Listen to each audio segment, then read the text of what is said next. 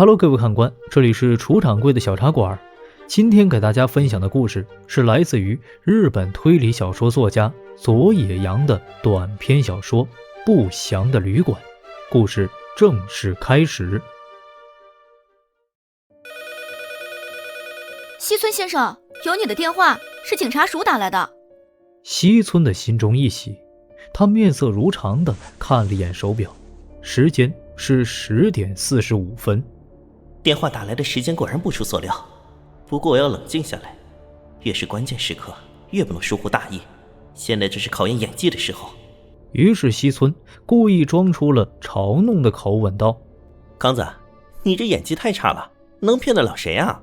办公室的其他职员哄堂大笑，因为今天是4月1日愚人节，所以一大早办公室的人们就开始互相欺骗，说出了各种花样的谎言。因此康子说有警察署的电话打来，除了他自己和西村本人之外，压根儿无人相信。受到了嘲笑而脸色涨红的康子忍不住反驳：哎呀，我没有骗人，真的是警察打来的电话，说事关重大，非要找西村先生不可。我说康子啊，你就死了这条心吧。就是啊，你这谎话也太老套了吧，来点新的。办公室内的笑声此起彼伏，而西村见到火候差不多了，便故意起身来到了电话旁，拿起话筒对着众人笑道：好了各位，我甘愿上当，好不好？喂，请问是西村先生吗？这里是莆田警察署，请问您夫人是叫加油子吗？没错，正是。那您夫人昨晚是不是去了热海游玩？对，她怎么了？很遗憾地通知您，您夫人今天早上意外去世了。果然如此啊！西村心中的石头终于落地了，这说明一切都是按照他的计划进行的。可是尽管西村的心中欣喜万分，面上依旧表现得异常愤怒。够了，我不知道你是哪位，但你也有点分寸好吗？就算是愚人节也不能开这种玩笑吧。得益于在学生时代参加过话剧社团，西村的演技很好，恐怕就算事后警方怀疑上他，身边在场的这些同事也会为他辩解，说电话打来的时候西村还以为是愚人节的恶作剧呢。而此时电话那头的警察面露难色，再三解释自己真的不是恶作剧电话后，最终说道：西村先生，我再说一遍，我没和你开玩笑。热海警察署刚打来电话，说您夫人已经去世了，她的遗体目前在朝见庄等着您去认领，听明白了吗？等等，你说的是真的？可我妻子昨天还好好的，怎么会突然就……具体情况还不清楚，等有了详细报告，我再通知你吧。电话挂断了，而办公室内的所有职员都望向了呆若木鸡的西村。此时他的思路格外清晰，自己必须要扮演好乍然听闻妻子去世而满心绝望的丈夫。见到西村依旧僵硬地举着话筒，一旁的康子关切地问道：西村先生，出什么事情了？西村就仿佛是忽然惊醒一般，有些茫然的四顾，随后麻木地说道：刚才警察来电话说我妻子在热海意外去世了，要我去认领遗体。啊？怎么会这样？不清楚，科长，我需要请假去一趟热海。哎，你快去吧，这太突然了。你夫人怎么会去热海？她去参加同学聚会，因为周六周日人多，所以特地选择了工作日，没想到竟然……于是办公室的同事们都用同情的目光注视着西村离开了公司。待走出了公司大门，西村鬼鬼祟祟地环顾四周，确认无人跟踪后，他便不再掩饰心中的喜悦，兴冲冲地走进了路边的电话亭里，拨号给了在某药局工作的药剂师房子。房子的面容姣好，身材火辣，是西村妻子的表妹，在医药大学念书时一直寄宿在西村家里。而在临近毕业前的1个月，他和西村背着妻子发生了令人不齿的关系。之后，虽然说房子搬出了西村家，但在暗地里两人却经常幽会。电话接通了以后，西村忍不住抢先开口说道：房子，出大事了，加油子死了。什么？你是说表姐？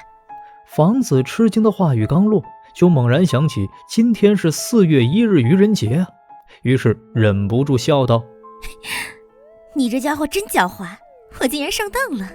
随即房子的心中又有些欣喜，即便西村是骗自己的，可这也说明了他巴不得妻子早点去死，这样他们两个就可以肆无忌惮地在一起生活了。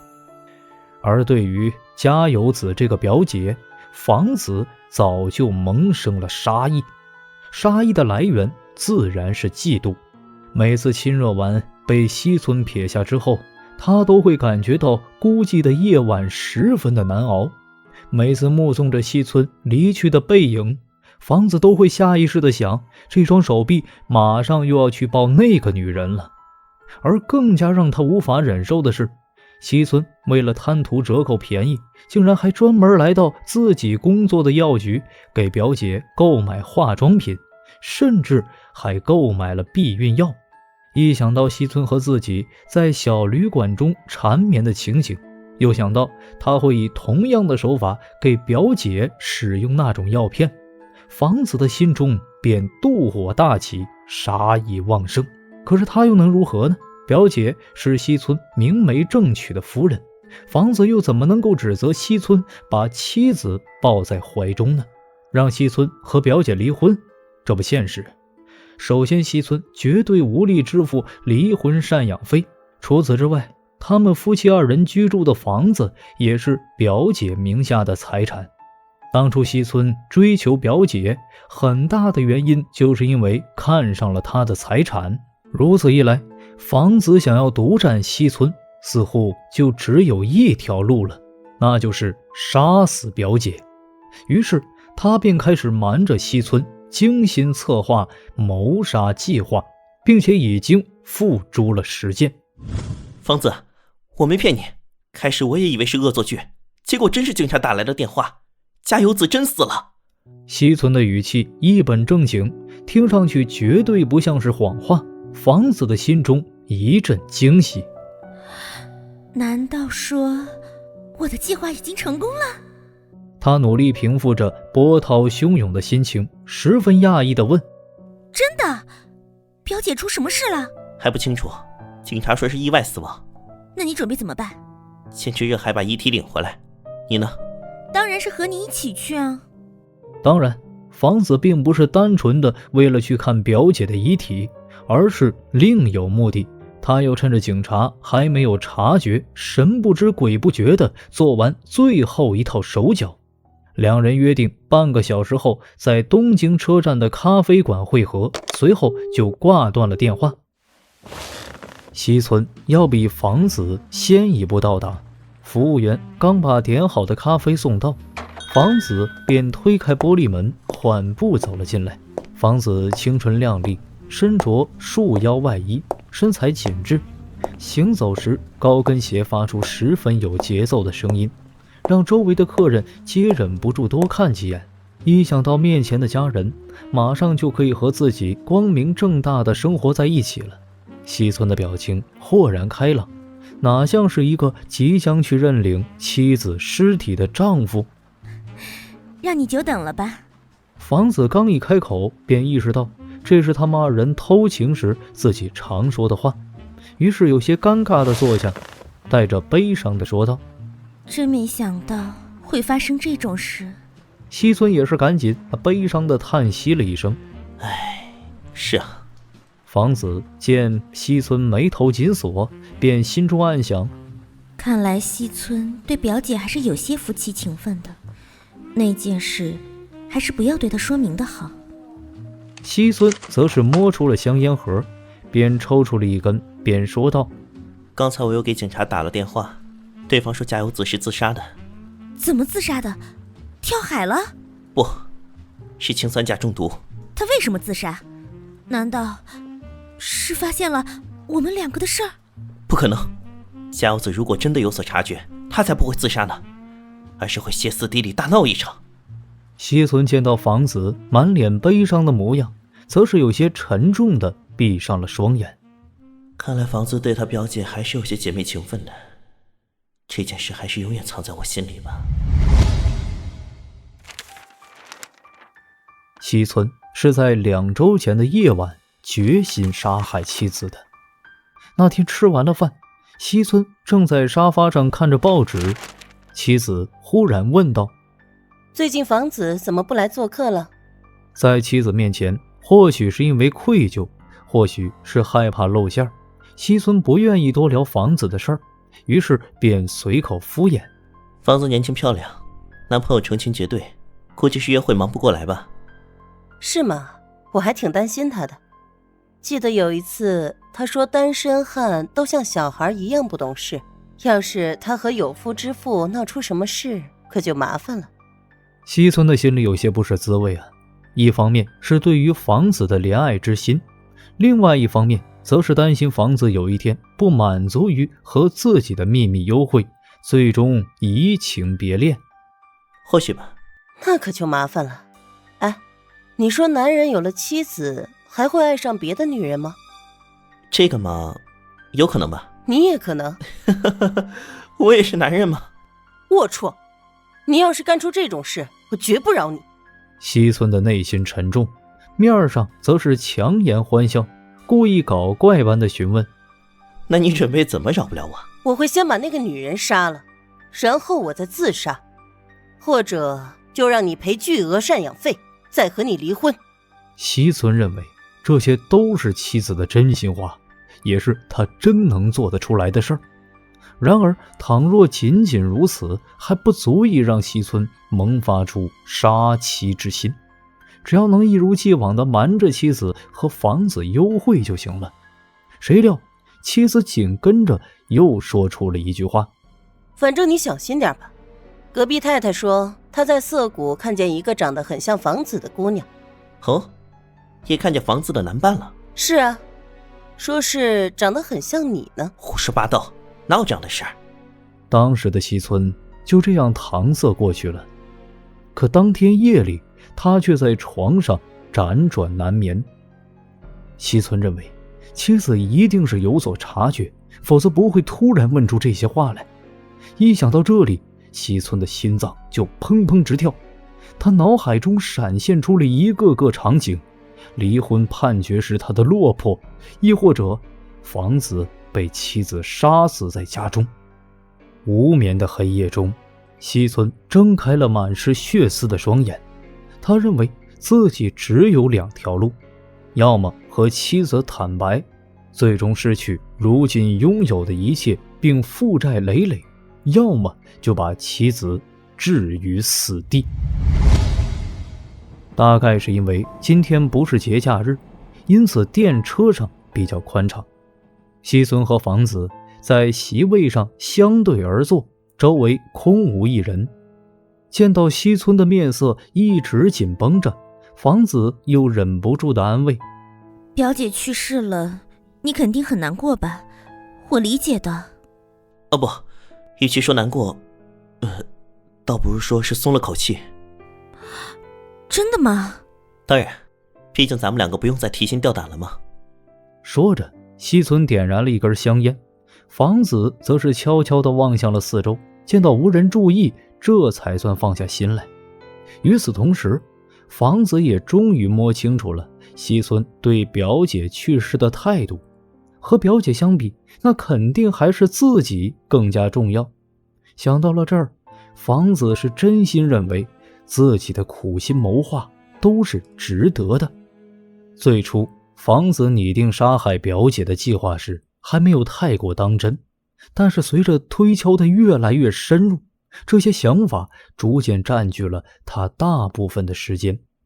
某天，房子忽然想起自己在上大学时，在应用化学这堂课中，教授曾讲述过一个闲谈故事，于是他便拿出了笔记本，找到了那一处记录。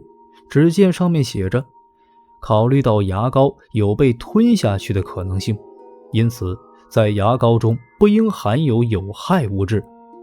在这下面还写着一个小标题：吉塔克利杰斯库谋杀案。在此案中，凶手就是利用注射器往死者常用的牙膏中注射了大量氰化物，然后再外出游玩，造成了与此案毫无关系的假象。房子认为自己是没有天分去独创一种杀人手法，不如干脆就借鉴本案中的方式。他反复推敲后，认为死者并非是在刷牙的时候死亡，所以警察不可能立刻猜到牙膏是致死凶器，至少也要等解剖尸体时才可能发现死者的牙床中渗入了氰化物。而只要自己在这之前去一趟西村家，神不知鬼不觉地把有毒的牙膏和牙刷替换掉就行了。至于注射器和药物的问题，因为房子的职业关系，解决起来十分的方便。而为了保证西村不会使用自己下了毒的牙膏，房子也想出了一个法子。在一次幽会时，房子与西村接吻之后，故意说道：你嘴里有些臭呀，平时用的什么牙膏啊？待西村说出了那牙膏的名称后，房子又立刻推荐：怪不得，下次我给你带个专门给抽烟的人用的牙膏，含有一种药物可以分解尼古丁。而就在6天之前，房子和西村见面时，他拿出了2支牙膏。记好啦，这支是给你的，另外一支是给表姐的，是最近新上市挺受欢迎的女士牙膏。当然，这支女士牙膏里已经被房子注射进了毒物，并且经过试验，特地设置成了使用1个星期之后才会挤出毒药。算算时间，表姐加油子的死期的确已经到了。巧合的是，另外一边，西村想到谋害妻子的方法，竟和房子不谋而合了。当妻子告诉西村自己准备在3月31日晚上去热海参加同学聚会时，西村便脑海中灵光一现，如果说妻子死在了遥远的热海，谁会怀疑到身在东京的西村身上呢？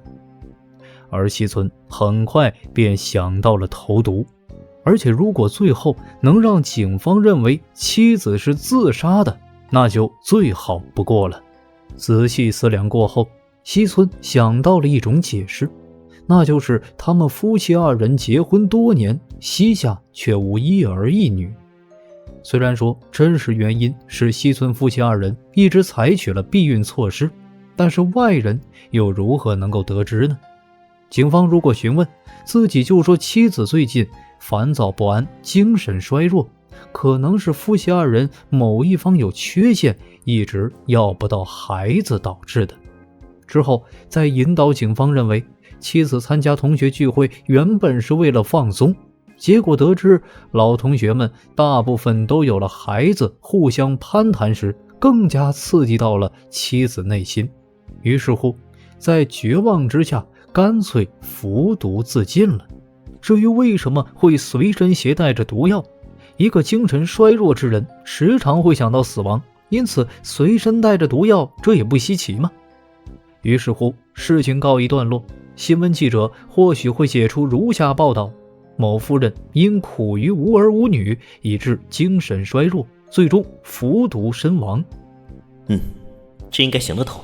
于是在3月31日早晨，西村临上班前交给了妻子2颗巧克力糖，一颗是金纸包装，另外一颗是银纸包装的。你们聚会肯定要喝酒吧？小心酒精留在体内会导致皮肤粗糙，这药是解酒的，因为有点苦，所以掺了巧克力，你带上记得吃。皮肤粗糙这4个字切中了妻子要害，他当即认真地问：是要2颗同时吃吗？不，先吃金纸包的，3分钟左右再吃银纸包的。行，我记下了。这2颗巧克力是在银座一家火爆糖果店购买的，当时客流拥挤，所以西村丝毫不担心会被警方追查出来源。而在西村工作的工厂里，正好能够接触到工业用的氰酸钾，偷偷地取走一部分掺入巧克力中，根本无人发现。除此之外，2颗巧克力只有金质巧克力中掺了氰酸钾，妻子吃下之后不到3分钟就会死亡。届时警方肯定会去拿银色的巧克力鉴定，结果自然发现不了任何异常，于是就会合理地认为吃下巧克力只是为了服毒时调节苦味。如此一来，大功告成，西村认为自己的计划毫无漏洞。走入热河的朝见庄旅馆，当西村向老板说明来意之后，那老板满脸晦气地领着2人进入了2楼的一间客房内。此时房间里坐着2名警察和一个陌生女子，一旁的地铺上放着一具盖着白布的尸体。见到了西村2人，其中一名警察开口说道：“是西村先生吧？幸亏你远道而来，麻烦辨认一下尸体吧。”说着，他伸手掀开白布，那无疑正是已经死亡的加油子。奇怪的是，书上说氰酸钾中毒的症状是皮肤呈现青紫色，但尸体上却一点也看不出来。没错，正是那人。果然，我们认为你夫人是死于氰酸钾中毒，现在需要履行手续，然后再解剖遗体，请您谅解。表姐啊！便在这时，身后的房子忽然扑倒在地铺上，一把抱住了加油子。西村顿时心中一紧，唯恐房子会说出什么暴露2人关系的话。房子，你冷静些。西村认为自己很有必要解释一下，于是又连忙说道：“这是那人的表妹，以前上学时住在我们家，和那人就像亲姐妹一样。”没想到那警官只是随口附和2句，实际上毫不关心，可能是早就已经习惯了这种场面。随即房子又假借哭花了妆的理由要去一趟卫生间，因为根据房子推测，表姐住旅馆的时候经常丢三落四，所以牙膏牙刷之类的用品大概率还放在卫生间。她哭得泪流满面，就是为了获得这个机会。然而当她来到了卫生间以后，却发现根本没有自己下了毒的牙膏。如此说来，洗漱用具很可能还放在表姐的包里。这样也好，等警方走了，自己收拾表姐遗物时顺手就可以处理掉了。而另外一边，警官则是对正襟危坐的西村开始了例行询问。请问你夫人最近状态如何？果然来了，警方的提问和西村之前的预想几乎是一模一样。他最近情绪很差。知道为什么吗？或许是因为他着急想要孩子吧。你们有孩子吗？没有，可能我们夫妻2人某一方有缺陷，所以我如今也死心了。有些失礼了。我想你们生不出小孩的原因，应该出在西村先生你的身上。什么？唉，你的夫人已经怀孕了，难道你没有发觉吗？警官的话就好似晴天霹雳，让西村整个人都呆愣在原地。这时，一旁从头到尾默不作声的女人忽然起身冲出了房间，正好撞到了刚刚回来的房子。警官见到西村的模样，立刻解释道：“不好意思，怪我没有早点介绍，刚才跑出去的女人是情夫的妻子。”情夫？没错，您的妻子是和另外一个有妇之夫殉情而死的。根据警官解释，在前天夜里，加油子跟随着一名男人住进了朝见庄。第2天是服务员发现他们2个双双死在了床上，而在2人枕边还放着一张纸片，经过检测，上面含有氰酸钾。西村先生，你也说了，你们夫妻2人常年没有子嗣，但夫人却意外有了身孕，或许怀孕的迹象一天比一天明显，让她感觉走投无路，加之她和情夫可能本身就有厌世心理，于是便决定双双服毒自尽了。也就是说，加油子压根儿就不是来参加什么同学聚会，而是来跟情夫幽会。当警官离去之后，西村与房子面面相觑，双方都有些神色茫然。真没想到，表姐竟然有了情夫。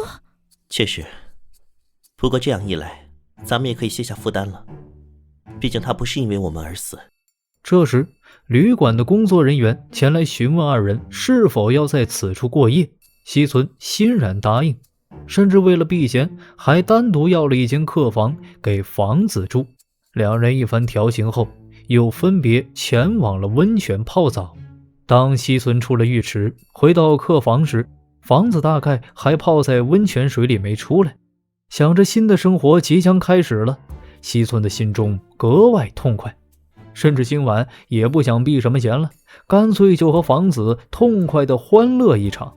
忽然他想起房子曾嘲笑过自己有口臭的事情，于是便翻了翻妻子的小提包，掏出了那一套女士用的洗漱用具，离开房间去刷牙了。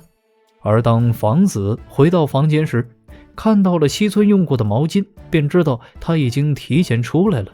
于是房子将表姐的提包打开，想要寻找下了毒的牙膏，结果翻了半天什么都没有，却摸出了2颗巧克力糖果。房子想起曾经有一次西村嘴对嘴给他喂过巧克力，自己为什么不这样做呢？于是他拨开了金色包装纸，用嘴含住了巧克力，想等西村回来。然而西村却迟迟没有出现，房子等得实在是不耐烦了，于是就干脆把巧克力给吃了下去。大约10分钟后，旅馆老板发现了这2人的尸体，他是有些麻木，又有些欲哭无泪了。3天店里死了4个人，恐怕自己这不祥的旅馆将要面临倒闭了。好了，各位看官，本期故事呢便到此结束了。掌柜手绘实在是不易，如果喜欢，辛苦赏个3连，掌柜在此谢过了。咱们下期再见吧。